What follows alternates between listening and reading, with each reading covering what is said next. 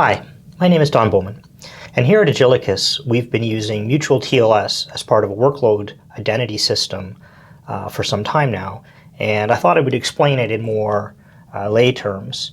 And let's think about this for a second. So what's an annoyance that happens in your everyday life? Your phone rings, and you're nearly certain that the number, although it looks like it's close by, is someone you don't know.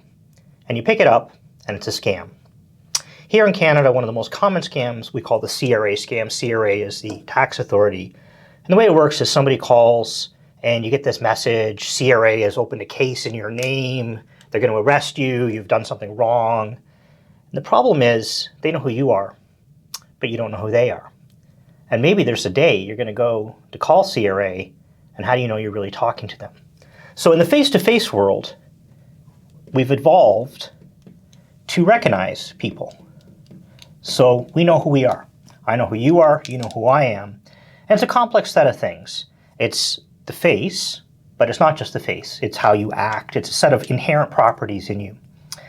When we bring that onto even a modestly online world like the phone world, what happens is the person that calls you, they are using the phone, and they're able to spoof the caller ID. So instead of it just being a number nearby, it might actually say Government of Canada or CRA. And that's because there's some inherent flaws in the phone system, SS7, etc. And they may or may not be easily fixable over time. But effectively, the caller ID is a very untrustworthy identifier of who somebody else is. And this is really key because it's not just that they know who I am, but it's also that I need to know who they are. If you think about another thing you commonly use online, let's talk about your online banking. So you open up your browser and you go through the wide world of the web, go to some website that's your bank. And in your browser, you get this little green lock icon, and it says something like TLS, certificate OK. And you're like, great, that's really my bank.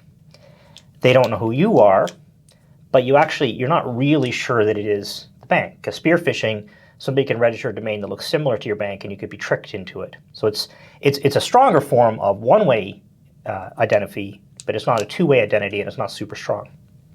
So in the third case, which is something that's inside a system like ours, you can imagine the flow being something like this. A user interacts with a front-end web application. In this side, there's user identity. They prove some credentials of who they are, hopefully two-factor identity, not just a password, but something that proves who they are. And then this system proves who it is with that TLS certificate. But then it turns around and uses a set of other resources, databases, images, other things that it presents to you, and they in turn use other things. And this might be all in the domain of one company, but then this might in turn go through the web and talk to some other one out here.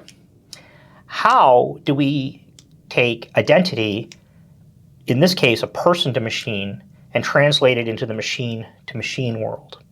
Well, it turns out that our first tool is something we call mutual TLS.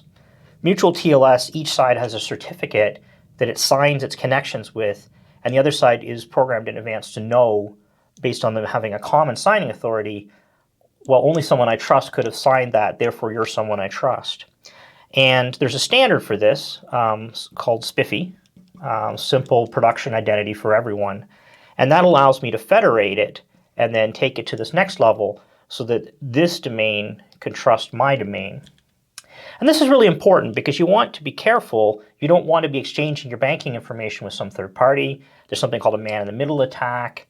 Often inside these systems, it's very difficult to have the concept of identity because it's just an IP address. Going back to the phone numbers, a phone number was not an accurate means of establishing identity. Neither is an IP address. Just because I think I'm contacting a certain IP doesn't mean it's the IP in question. Just because I'm contacted by that IP doesn't mean who it says it is. So what's the moral of the story? Identity is tough. In the face-to-face world, it takes time to establish identity. A lot of eyewitnesses are very untrustworthy because people can't quickly identify faces. It's actually more than just a face. In the electronic world, identity needs to be much better than just the equivalent of the phone number, the IP. And we call that workload identity. So on this side, we've got user-based, role-based access control. On this side, we have workload-to-workload firewall, which workloads can talk to which workload, mutual TLS, spiffy. Anyway, thanks very much. Hope you enjoyed the talk, and comments down below. Bye-bye.